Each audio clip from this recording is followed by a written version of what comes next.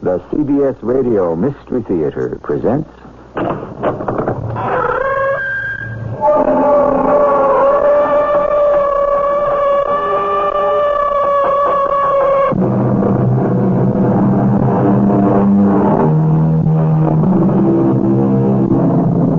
Come in. Welcome. I'm E.G. Marshall. What beckoning ghost along the moonlight shade invites my steps and points to yonder glade? Evidently, Mr. Alexander Pope sees his ghosts at night in a garden. However, each of us has his own private ghost, and every now and then it beckons us. To what unknown place shall your ghost summon you? Bobby? Bobby, is that you? Yes. My name could be Bobby. It sounds familiar. It is. Your name is Bobby. Who are you? I'm Joe. Joe. That sounds familiar, too. Now, look, Bobby. Where are we? Where are we? We're here. Yeah, but where is here? I don't know. Are we dead? I don't know how to answer that.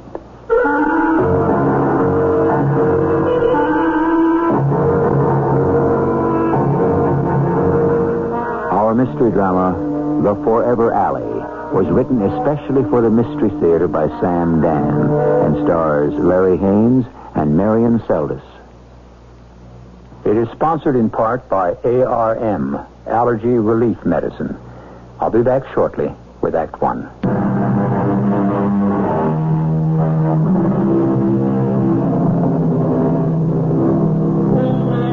It is not as chic as tennis, nor yet as stylish as golf, but they say it has more adherents than both those games combined. I refer here, of course, to the ancient sport of skittles, which has evolved into the modern sport of bowling.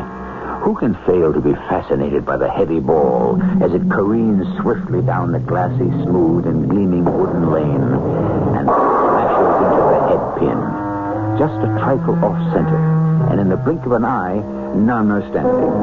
All 10 are lying on their sides, some still spinning from the violence at impact. Well, bowling, as you know, is a sport. And like all such pastimes, there are those who can take it and those who can leave it alone. Then there are those to whom it's a religion. Please sit down, Lieutenant Mulvaney. Okay. Now then. Hold it, Doc. Now, before we go into now then, can we go over the ground rules? The ground rule. Well, you're the official psychiatrist. You're working for the police department. I'm paid by the department. I'm working for you. For me.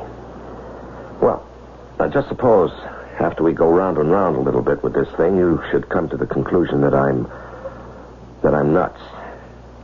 Do you report that? That's a very complicated question. All I want is a simple answer. I understand your problem, but I'm a doctor. I have an obligation to my patient. But as a public official, I have an equally important duty. Perhaps it might be best if you consulted a private psychiatrist. I did. Oh? But I can't afford it anymore. I've already been there 10 times. We still haven't got past what happened to me when I was 5 years old. But sometimes it's vital. Now, look, to Doc, what's bothering me right now has nothing to do with what happened when I was 5. Can you be sure of that? Yes, Doc, I'm sure. What's your departmental assignment? Missing persons. Is the problem, as far as you know, job-related? Oh, yes. Yes, but it's also personal. You see, I'm trying to find a man who's reported missing. He's also my brother-in-law, my sister's husband. Yes? And he's been gone a month. Well, have you been able to make any progress at all? Now, this is where it gets difficult. Why? Well, you see, the fact is, I know where he is. You know where he is? Yeah. Then he isn't missing. Oh, no, he's missing, all right. He's just as missing as he ever was. You'll have to explain. Henrietta, my sister, she marries a fellow named Bobby Clover. He's got a job, sells stocks and bonds. They live good, no kids, so they got plenty to spend on themselves. He's okay with money, so she's got no complaints in that department. However, Yes? he's got a sickness. What is it? Bowling. Bowling. Do you call bowling a sickness? Well, in his case. Bowling. What other game calls for such coordination, such timing? I'm only repeating what my sister tells me. It is a game of consummate skill, completely devoid of all pretension. Excuse me, Doctor. I didn't know you were a fan. Yes, I'm a fan. In the literally derived sense of the word, fan, a shortening for fanatic. Let me understand. You say your brother-in-law is missing. Then you say you know where he is. Is that correct? Yeah. Then you add that despite the fact that you know where he is, he's still missing. You were about to expand on that. Yeah. Now, I know things weren't all that smooth between Bobby and Henrietta, but I had no idea how bad it was until one night somebody rings my bell. And who's standing there but my sister, Henrietta. I have to talk to you, Joe. All right? Can I get you something? No. No, Joe, you've got to do something. About what? About Bobby. Now, Bobby's your problem, Henrietta. I never see him. Never? All day long, he's out working. Well, you can't hate him for that. But he isn't home at night either. Oh? Is there, someone else? Not someone, something. Something? Some women have to worry about a blonde. My rival is a bowling ball and 10 sticks of wood. Now, look, you knew he liked bowling before you married him. To like it is one thing. To worship it is something else. Hey, that's a pretty strong word. I never see him. You still love him? Yes. Well, there's only one sure way you'll keep him. Become involved. Go bowling with him. I tried that. It doesn't work. I only embarrass him half the time the ball rolls into the gutter. Well... And when it doesn't, it kind of teeters along the edge. And then maybe it knocks over one single solitary pin. Maybe, if I'm lucky, too. My highest score is 23. 23? And I cheated. Please, Joe, talk to him. All right. What do you want me to tell him? You always know the right thing to say at the right time. I have every confidence in you. And did you go to see your brother-in-law, Lieutenant? Yes, Doctor. And what did you say to him?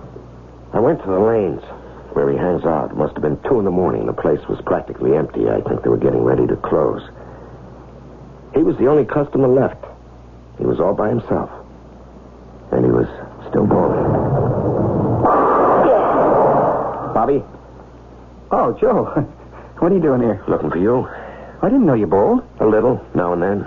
Oh, you want to roll a few frames? I think it's too late for this place, but they've got some all-night alleys a little ways from here. No, some other time, Bobby. Oh. Well, what can I do for you? Want to stop off somewhere and have some coffee? Sure. And talk? Now, she asked you to see me, didn't she? Sure. But she's got a pretty good case, you have to admit that. I'm never home. She never sees me. We never spend time together. You don't get married to live this kind of life. Marriage is companionship. Marriage is doing things together. Marriage is sharing. Marriage is caring. Joe, I know what I'm doing isn't right. Well, if you know it isn't right, why do you keep on doing it? Because I can't help myself. Oh, come on, Bobby. I'm hooked. Do you understand? No. No. How could you understand? Here. You see this ball? This is what I live for. Watch me aim it. Watch me approach the line. Watch me release it and send it down the lane. Now look. See it? It's a strike. You see him scatter? Look, that's what I live for. Sounds crazy, huh? Well... Right now, this is the only time I feel alive. Oh, sure, I can go through the motions. I can do my job, and I do it well. But everything else is just killing time. This right here, this is living. I just want to spend the rest of my life bowling. Yeah. What do you say we have that cup of coffee anyhow, huh? Sure. You got your car? I came down with some other guys, but they had to leave early. No, I'm parked right in front. Okay, let me change my shoes and stuff and settle my bill. I'll meet you outside. Yeah, okay. And that's when he disappeared, Doctor. Is he a good bowler? Your brother-in-law? Yeah, I suppose. Would you happen to know his average? No, I don't know. I think I heard him say something like 220. 220? Mm-hmm. That's tournament caliber, 220? If I could bowl 220, I'd shut up shop and... I'm about 180 myself. I think I'm getting better all the... Oh, yeah, no. You said... That's when he disappeared. Please explain. Well, all he was going to do, as I said, was change his shoes, pay his bill, and meet me in the car. How long does that take? It doesn't take me more than 3 minutes. Yeah, sure. So, I go out the door, get into the car, even start up the motor. I turn on the radio, find one of those nice, easy music stations. I figure he's excited. It'll help calm him down. Maybe we can talk sensibly. So I'm sitting there and sitting there. It's a couple of minutes, then 5 minutes, 10 minutes. Then I see a guy. It turns out to be the manager. He comes out, starts to lock the door. Hey, hold it a second. Wait a minute. Now, you can't lock up. Who says I can't lock up? I gotta go home and go to sleep, too. Now, just wait a minute, huh? You want a bowl? You get here at a decent hour. First, you make a reservation. Sometimes we got leads. I don't want a bowl. Then what are you doing here? There's still somebody inside. Oh, there ain't nobody inside. I make sure I'm the last one out. My brother-in-law is still in there. I'm trying to tell you. My brother-in-law, Bobby Clover. Do you know Bobby Clover? Do I know Bobby Clover? Bobby Clover is sending my kids through college. Well, he's still in there. It's an exaggeration, but you just give me some more customers like Bobby Clover. I tell you, Bobby's still in there. He is, huh? Oh. Look, pal, you have maybe a little bit of a load on you? No, but I'll tell you what I do have. I made this badge. Oh? Well, you're a cop. Look, is Bobby in a jam? Come on, open up. Sure. Turn on the lights. Well, you can see. The joint's empty. Bobby? Where could he have gone? What do you mean? Where could he have gone? This is it. Over there beside that glass wall. Right behind it, we got the coffee shop. Those 2 doors are the restrooms. That door's my office. All right, let's look. Look where? Before I close, I always double-check everything out. Well, let's do it again. Well, you satisfied? There's nobody here. There's no way out except through the front doors, right? This is it? Yeah, wait a minute. I remember he said to me, I'll change shoes and settle up. Wait for me in the car. Now, there was nobody else in the place. Everyone had already gone. I remember you were sitting there at the counter reading a paper. Maybe it did. And I went out. Now, what did you see? What did you hear? Bobby sings out, "Hey, Fred, what do I owe you? Let's settle up." So I totaled the tab. And I see I don't have any more receipts left in the book. "Hey, Bobby," I say, "I gotta go in an office for a second and get a new receipt book." Yeah? Well, that's what I do. I go into the office. I pick up a receipt book, and I'm on my way out again when the phone rings. It's the wife.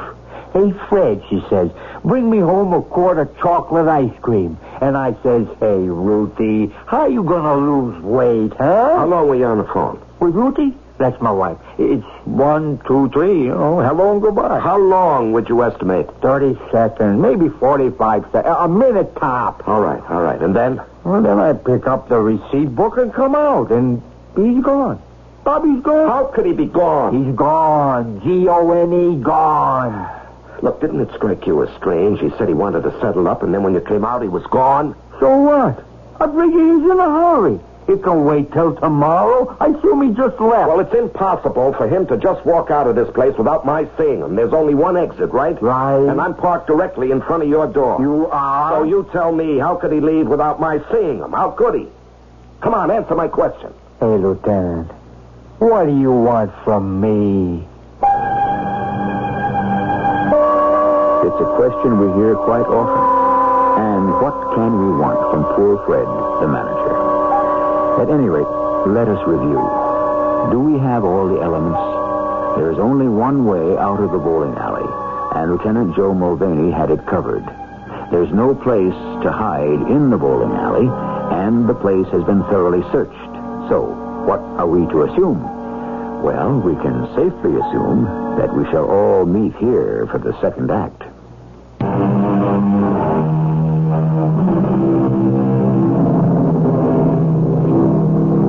Raise the stone, and ye shall find me.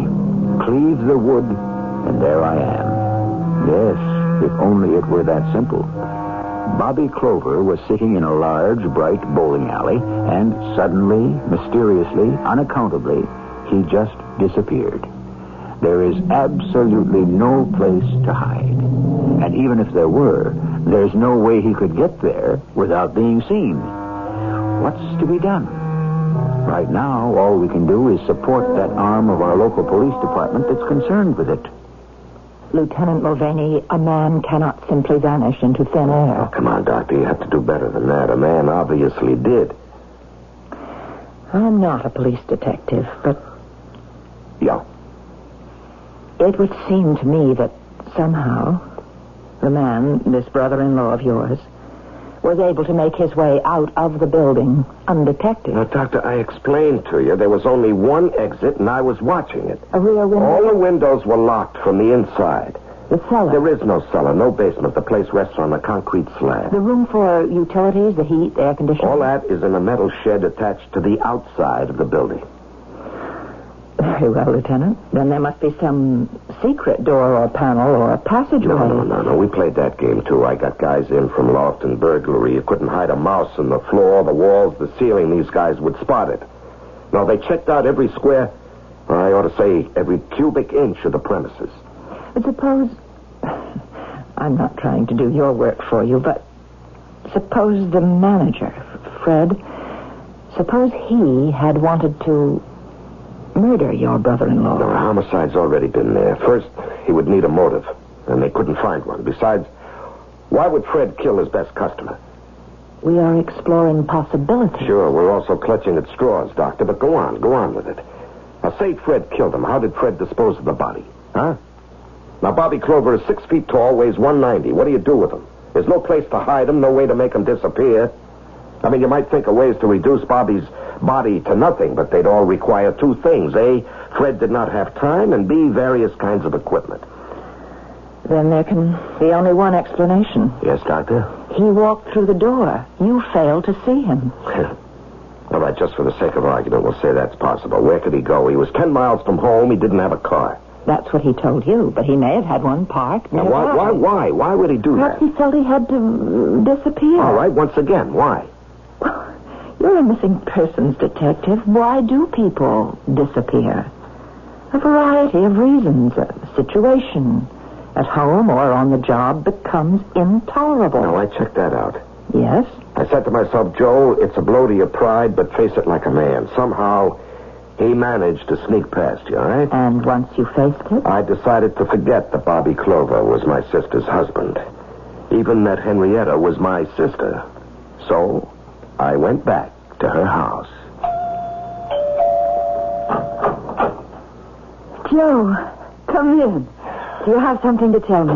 No, I'm here to find out if you have something to tell me. What do you mean? Henrietta, why would Bobby want to disappear? I don't know. How were things at home here? I told you.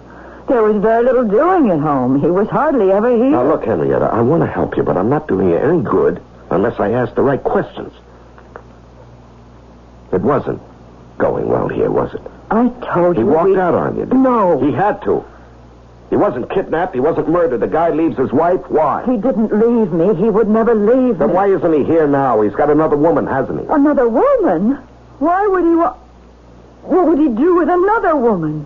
He didn't even have time for me. All right, come on now. Tell me the truth. There was no other woman. Is that your pride talking? How could there be another woman? All day he's working. All night he's at the bowling alley. Maybe a wife has to hold still for that, but a girlfriend wouldn't tolerate it. Henrietta, I want to help you. Then don't ask stupid questions. A woman knows. She can sense when her husband's got someone on the string. I'd stake my life on it. He had the bowling. That was his other woman. Okay. If it isn't love, it has to be money. Money? Yeah, sometimes a man gets into debt. Not Bobby. Over his head, he can't see a way out. Bobby had no money troubles. He has all the money he needs. He gives me all I want. I'll even show you the bank books. He didn't behave like a man who was pressed for money. Oh, maybe we're not talking about the same kind of money, Henrietta. Now, Bobby has access to a lot of cash at the office. What are you trying to say? Maybe he was tempted. Joe, you're talking about my husband. What if he's in so deeply? Never. What are you trying to do to me? I'm trying to find Bobby. Are Mr. Clover's accounts in order? Yes, Mrs. Soames, that's what I asked you. And why would you think that they might not be in order? Well, you could answer that question with one word. Yes or no? The answer, Lieutenant, is yes. They are in perfect order.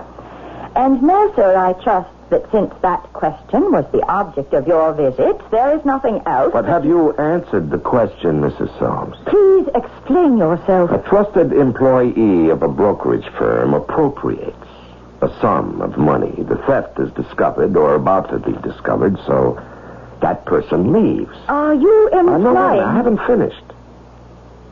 His employers are in a dilemma. If they report it to the police, if they prosecute, the thing becomes public. Unfortunately, that harms their image and hurts their reputation, and could cost them more in the long run than the money they're out of pocket. So they bite the bullet and eat the loss. Is that what happened here? Mr. Clover's accounts were in perfect order. Now, Mrs. Soames, I'm not saying Bobby Clover ran away from here because of money, but if he did, and if you're letting him get away with it, what you're doing is telling all your other employees that the cash box is open. Mr. Clover's accounts were in perfect order, and we have no idea why he should have disappeared. And now, sir, if you will be kind enough to excuse me. Do you believe her? Yes, I believe her. Very well, then we may assume there was no irregularity at the office. Did you believe his wife when she claimed there was no other woman? Yes. Then at this point, you're a city detective on a routine investigation. You're having problems, and that's to be expected.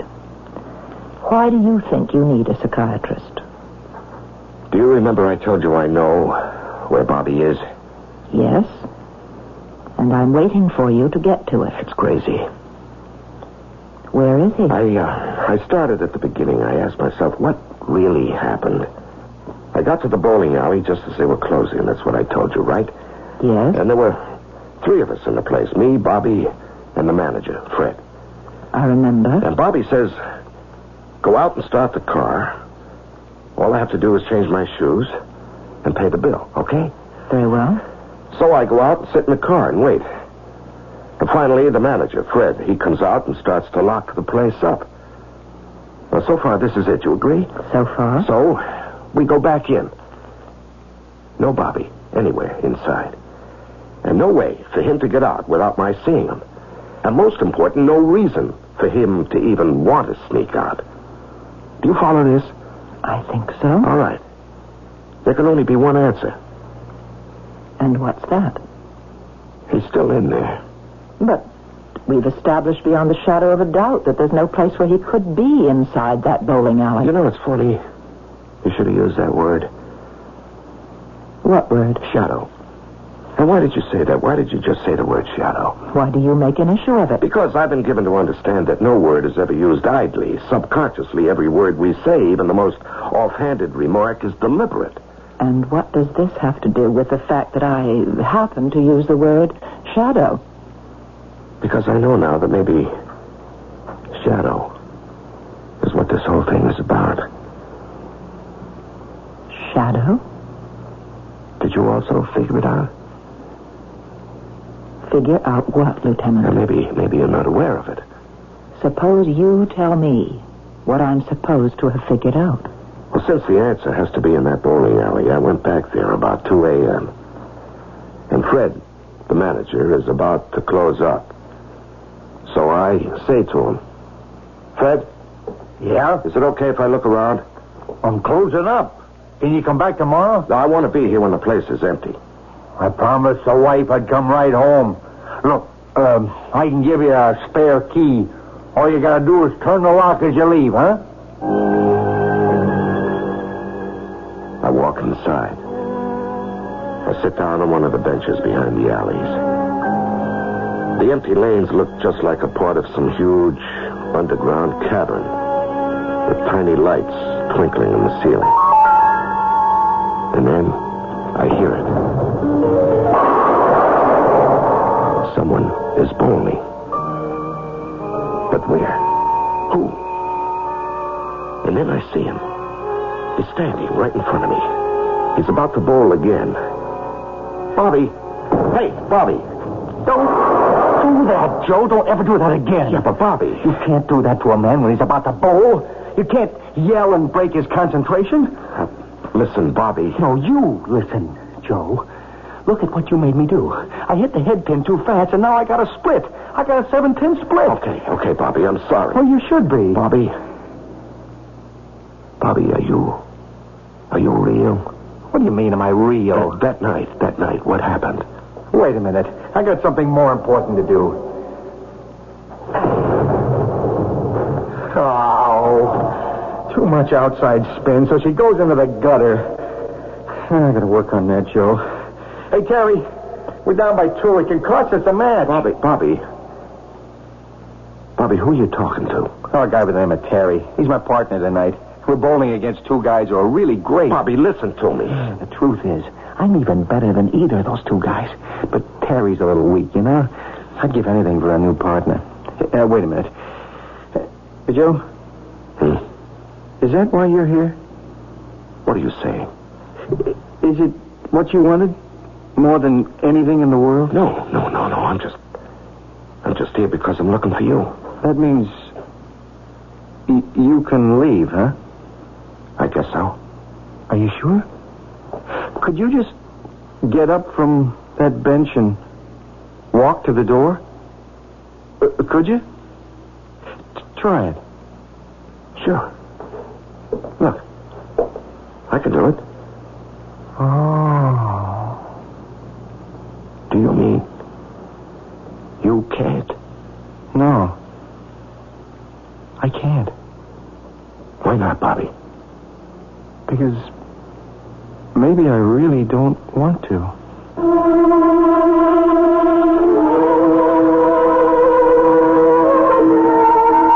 We seem to have a rather strange bowling alley here. Or maybe it's only strange because it's closed for the night. Maybe all bowling alleys are strange when they're closed for the night. Which should open up a whole new line of conjecture. What happens on golf courses, in ballparks, concert halls, and theaters when they're closed for the night and theoretically empty? Well, we can't close until we bring you Act 3, and we shall shortly.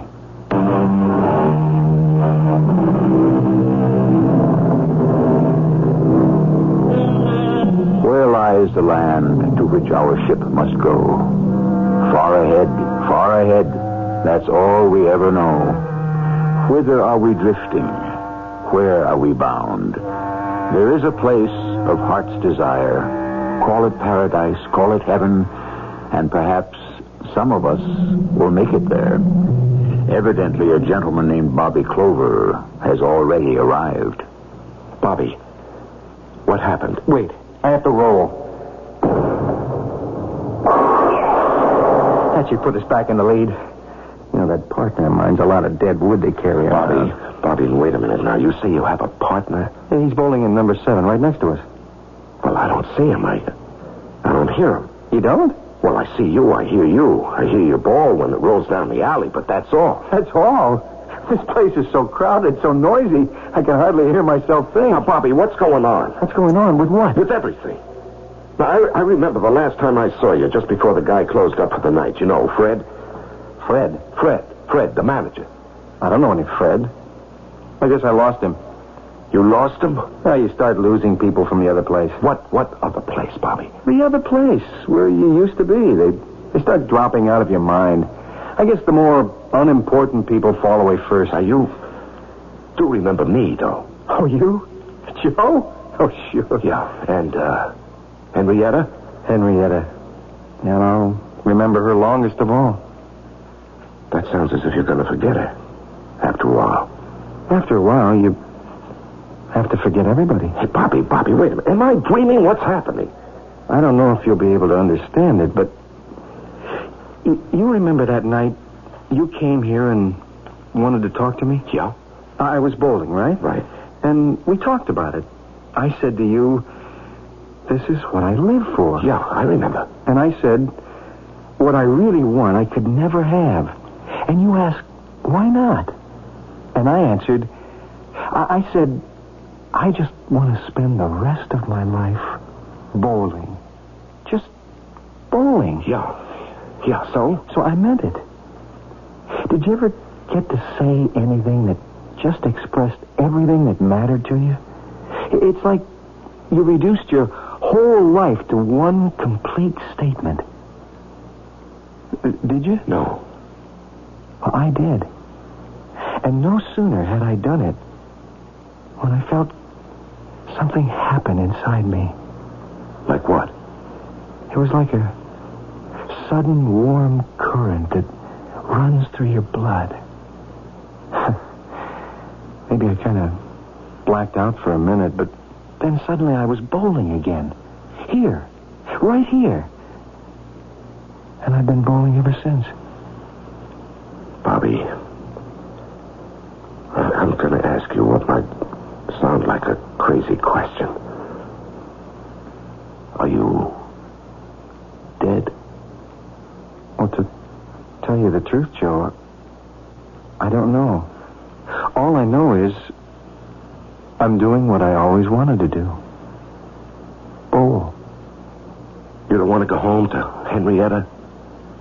Henrietta? Your wife. Oh, I know she's my wife, but I can't make her happy. Bobby, she loves you. She misses you. After a while, she'll forget me, and it'll be for the best. But you had a great job. You could go places. A job? Did I have a job? Now, you know you had a job. Yeah, I guess I did. I'm forgetting. Help me remember. Do you remember you worked for Morley and Soames? Oh, yeah. Right. Millicent Soames. Yeah, she took it over when her husband died. Frosty dame, too. Well, when I first came there, something bothered me. You see, we have some old dead files nobody ever looks through, and by mistake, I guess I put an envelope with $40,000 worth of bearer bonds in those dead files. $40,000? I was afraid that old lady Soames would think I stole them. I wanted to come back and tell her, but it was too late. Why? Why do you say it's too late? Everything fades away except what you really want to do. How does it happen? I'm able to see you, Bobby, and hear you. How was I able to find you? Because, well, I guess you wanted to find me more than anything else in the whole world. After all, you love your sister and you want her to be happy, but the only way you can make her happy is to tell her to forget me. Now, listen, Bobby. And you forget me, too. Goodbye, Joe. Now, Bobby. Bobby? Bobby, where are you? Where did you go?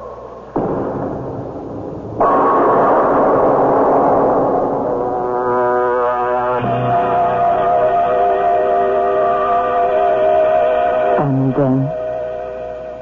He was gone, Doctor. I see. What do you see? You told me a story that consists of several separate, distinct elements. First, you went to see your brother-in-law at your sister's urging. Yeah, that's true. Second, you met him late at night at a bowling alley. Talked to him. Fred, the manager's told us you were there. You mean you've been checking my story? Now, bear with me, please. From here on, every element rests on your own say-so. You say you'd arranged to wait outside in your car for your brother-in-law. Yes, that's true. You say you waited, and he never came out of the bowling alley. He never did. Perhaps. Perhaps. Let me tell you what could have happened. He was going to pay Fred, but Fred had to go into the office. Instead of waiting for Fred to return, Bobby decided to leave. He walked out and got into your car. Now, wait a minute. You haven't been listening. He never came out of that place. That is what you say. Suppose he did. Suppose he did get into your car, and suppose you killed him. Okay. Why? Why would I want to kill him?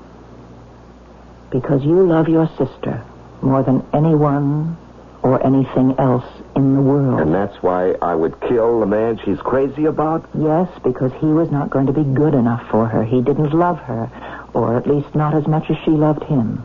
After a while, he would have broken her heart, destroyed her. Well? Therefore, I killed Bobby. And when Fred, the manager, began to lock up, you pretended that Bobby hadn't come out yet. Thus, you set in motion the entire charade that has been going on for almost a month. And this is what you infer from what I've been telling you? Yes. Well, it isn't so. I've stated the truth. I'm sure that by now you believe it is the truth. Have you reported any of this to my superior officers? No. Do you intend to? I have a clear-cut duty. You intend to accuse me of murder? I think you have told me a story which points very strongly in that direction. Well, suppose you're wrong. What happens to my reputation? Now, Doctor, I've been watching you while I was talking about how Bobby Clover was bowling. And you have the same look in your eyes he has in his. I think you're just as hooked as he is. What does this have to do with you think I'm crazy? That is an extremely dangerous and misleading word.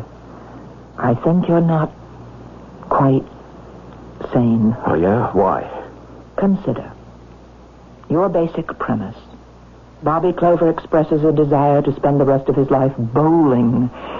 Therefore, suddenly, somehow, he's transplanted or transmuted into another world where he may indulge this passion forever. And that is why I'm nuts, huh? That's another unfortunate word. Yeah, but it tells a story.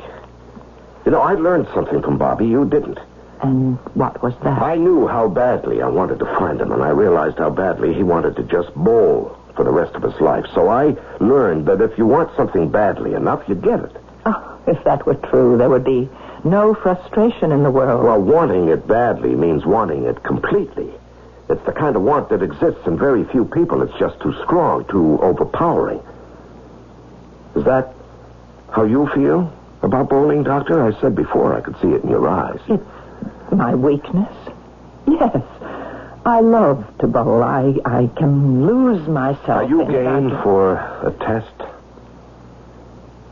What sort of test? Let's go down to the bowling alley tonight. Oh? Why? I'll tell you when we get there. Hey there, Lieutenant. Hello, Fred. I'd like to introduce you to Dr. Underhill, Dr. Fred, the manager. How do you do? Hey, Doc. How are you? The doctor would like to bowl a few frames. Go right ahead. Hey, those are some shoes. And that ball. Doc, you one of the pros on the tour? I wish I were. Oh, you're on number 7. Best lane in the house. Thank you.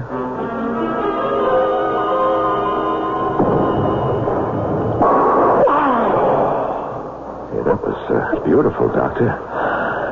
Thank you. You know something? You're beautiful, too. Probably. Well, that's a funny way to accept a compliment. But it's true. You know, I never noticed it before. You are beautiful. Yes, when I bowl. You know, I looked at you before this as a kind of quiet, pale... Nondescript middle-aged lady. No, I wouldn't say middle-aged exactly, but now, here, your eyes are sparkling, your cheeks are bright, you kind of vibrate with excitement. Now I'm living. When I'm doing this, I don't know what this game does to me, but it's the only time I'm completely alive. Don't say any more. I go through the motions of a job and a career. No, stop. I do what I do to get paid. I even do it well. Stop right now. Stop unless you want to do it forever. But this is all I want. No, it isn't. It isn't. Believe me. I live to do this, to aim the ball, approach the line, swing and release, and down the lane.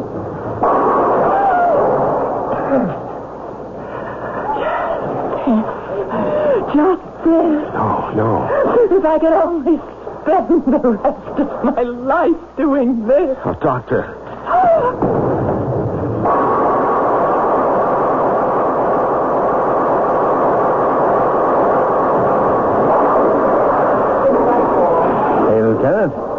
how's it going? Hey, where's the doctor? The doctor? Yeah. What happened to the doctor? I guess she left. Well, didn't she come in here with you?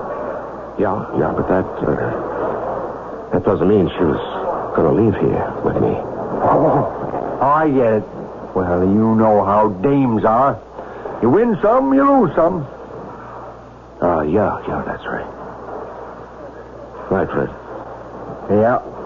Good night, Lieutenant.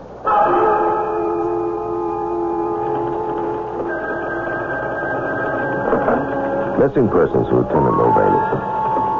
Oh, yes, Inspector. Who? The police department psychiatrist. Yeah, I'm taking it down. Martha Underhill, age 46. Is missing. Yeah, I'm getting it. Say her hobby was bowling. Well, we'll certainly check all the alleys. Oh, yes, sir. Yes, sir, you can depend on me to make the most thorough and intensive search.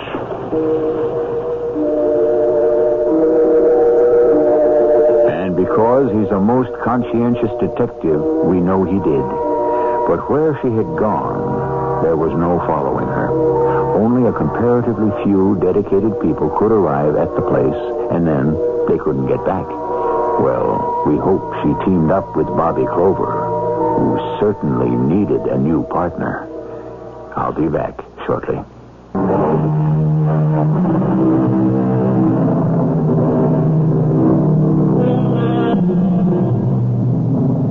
Is it possible that a person whose entire being can focus and concentrate on a desired result can actually harness a unique cosmic force and simply make it happen? Whether or not you approve of or even believe in it, the fact remains that millions of people devoutly do. On the other hand, Lieutenant Mulvaney might have murdered his brother-in-law and then discovered that he would also have to kill the doctor to cover his tracks. Which version is true? It's not for us to say. Our job is to provide you with choices, options, and food for thought. Our cast included Larry Haynes, Marion Seldes, Catherine Byers, and Bob Caliban. The entire production was under the direction of Hyman Brown. This is E.G. Marshall inviting you to return to our Mystery Theater for another adventure in the macabre. Until next time, pleasant dreams.